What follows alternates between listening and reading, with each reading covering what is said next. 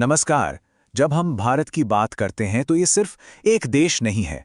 ये तो एक बहुत बड़ी, एक विशाल भौगोलिक कहानी है। आज हम इसी कहानी के कुछ सबसे ज़रूरी पन्नों को पलटेंगे। वो बुनियादें समझेंगे जो एग्जाम से लेकर हमारी रोज़ की ज़िंदगी तक हर चीज़ पर असर डालती हैं।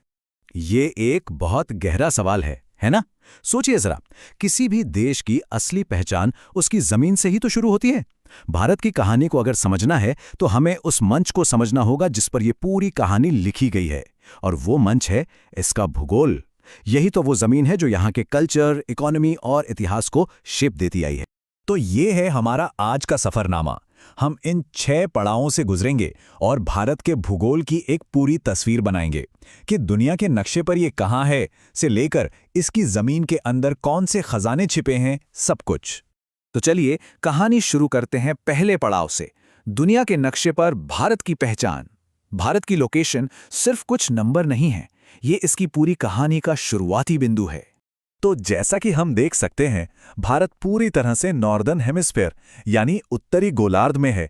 लेकिन यहाँ सबसे दिलचस्प चीज है कर्क रेखा, जो देश के लगभग बीच से होकर गुजरती है। अब ये सिर्फ एक लकीर नहीं है, ये भारत को 2 अलग-अलग क्लाइमेट जोन्स में बांट देती है। इसके दक्षिण का हिस्सा ट्रॉपिकल है और उत्तर का सब ट्रॉपिकल। और बस इसी एक लाइन की वजह से हमारे देश में आम से लेकर सेब तक हर तरह के फल और फसलें उग पाती हैं। 7वां, एरिया के हिसाब से दुनिया का 7वां सबसे बड़ा देश। इसका मतलब है लगभग 33 लाख वर्ग किलोमीटर का एक विशाल इलाका। ये सिर्फ एक आंकड़ा नहीं है, ये भारत की जबरदस्त डाइवर्सिटी का कैनवस है। और ये टेबल देखिए, 15,000 किलोमीटर से ज्यादा लंबी जमीनी सरहद। इसका मतलब क्या है? इसका मतलब है ढेरों पड़ोसी, कल्चर का लेन देन और हाँ, स्ट्रैटेजिक रिश्ते भी। और फिर ये जो 7,500 किलोमीटर की कोस्ट लाइन है, ये भारत को इंडियन ओशन में एक बहुत बड़ी समुद्री ताकत बनाती है। चलिए अब थोड़ा और गहराई में उतरते हैं भारत के भूगोल के एकदम कोर में। बात करते हैं इसके फिजिकल स्ट्रक्चर की। आप इसे देश का ढांचा या कंकाल भी कह सकते हैं, मतलब वो बनावट जिस पर यहाँ का जीवन, नदियाँ और जंगल सब कुछ टिका हुआ है। तो मोटे तौर पर भारत की जमीन को इन 6 मेन फिजिकल डिविजन्स में बांटा जा सकता है। हर एक की अपनी अलग पहचान है, अपनी अलग कहानी है।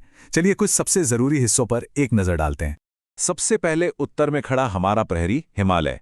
ये सिर्फ पत्थर और बर्फ के पहाड़ नहीं है, ये तो हमारे देश का एक तरह से गार्ड है, एक नेचुरल दीवार। ये मध्य एशिया से आने वाली बर्फीली हवाओं को रोकता है और हमारे मौसम को कंट्रोल करता है। और जैसे ही हिमालय से नीचे उतरते हैं, हम पहुंचते हैं भारत के दिल में, यानी उत्तरी मैदानों में। ये इलाका इतना उपजाऊ क्यों है? क्योंकि यहाँ 3 महान नदियां हैं, सिंधु, गंगा और ब्रह्मपुत्रा। ये नदियां पहाड़ों से जो मिट्टी बहाकर लाती हैं, वो सोना है। इसीलिए तो इसे देश का अन्न का कटोरा कहते हैं। और देश की सबसे ज्यादा आबादी भी यहीं बसती है। अब चलते हैं भारत के सबसे पुराने, सबसे एंशिएंट हिस्से की तरफ, प्रायद्वीपीय पठार। ये वो जमीन है जो तब से है जब हिमालय का तो कोई नामो निशान भी नहीं था। और क्योंकि ये इतना पुराना है, ये खनिजों का एक खजाना है। लोहा, कोयला, बॉक्साइट, जो हमारी इंडस्ट्री की जान है, वो सब यहीं मिलता है। जैसे हमारे शरीर में धमनियां यानी आर्टरीज होती हैं ना, जो खून पहुंचाती हैं, ठीक वैसे ही भारत के लिए हैं यहाँ की नदियां। ये सिर्फ पानी नहीं है, ये तो जीवन है। सभ्यताएं इन्हीं के किनारे बसी हैं, फली फूली हैं। अब भारत की नदियों में एक बहुत ही मजेदार और जरूरी फर्क है, जो ये स्लाइड बहुत अच्छे से दिखा रही है। एक तरफ है हिमालय से निकलने वाली नदियां और दूसरी तरफ प्रायद्वीपीय पठार की। फर्क क्या है? देखिए, हिमालयी नदियां ग्लेशियर से निकलती हैं, मतलब बर्फ पिघलती है और पानी साल भर रहता है। गंगा, यमुना कभी नहीं सूखती। लेकिन जो प्रायद्वीपीय नदियां हैं, वो मानसून की बारिश पर निर्भर करती हैं। बारिश हुई तो पानी है, नहीं तो नहीं। और इसी छोटे से फर्क से तय होता है कि कहाँ खेती कैसी हो। अच्छा, तो हमने देश का ढांचा देख लिया, उसकी नसें यानी नदियां भी देख लीं। अब उस पर रंग भरने का काम करते हैं, मतलब बात करते हैं यहाँ के मौसम, मिट्टी और पेड़ पौधों की। भारत के क्लाइमेट को एक शब्द में कहें तो वो है मानसूनी। और ये जो लाइन लिखी है ना, इससे बड़ी सच्चाई कोई हो ही नहीं सकती। हमारा पूरा देश, हमारी खेती, करोड़ों लोगों की रोजी रोटी, सब कुछ इन मानसूनी हवाओं पर टिका है। ये सिर्फ बारिश नहीं, ये देश की इकोनॉमी का इंजन है। और मौसम के साथ साथ मिट्टी भी तो जरूरी है। ये चार्ट देखिए, कितनी तरह की मिट्टी है भारत में। जहां उत्तर के मैदानों में जलोढ़ मिट्टी है जो खेती के लिए बेस्ट है, वहीं दक्कन के पठार में काली मिट्टी है जिसे कपास वाली मिट्टी भी कहते हैं। हर मिट्टी की अपनी एक कहानी है, अपनी एक फसल है। चलिए अब सफर के आखिरी हिस्से में चलते हैं। देखते हैं कि इस धरती के अंदर क्या छिपा है, कौन से खजाने हैं जो देश की तरक्की में काम आते हैं। और जब भी खनिजों की बात होगी ना, तो एक नाम हमेशा याद रखना चाहिए, छोटा नागपुर पठार। इसे भारत का मिनरल स्टोर हाउस भी कहते हैं। देश को चलाने के लिए जो जरूरी चीजें हैं, कोयला, लोहा, बॉक्साइट, उनका बड़ा हिस्सा यहीं से आता है। तो हमने काफी कुछ देख लिया।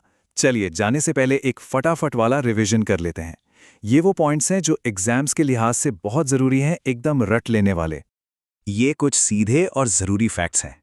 सबसे लंबी नदी गंगा, एरिया में सबसे बड़ा राज्य राजस्थान, सबसे पुराना लैंडमास प्रायद्वीपीय पठार और सबसे ज्यादा उपजाऊ इलाका जाहिर है उत्तरी मैदान।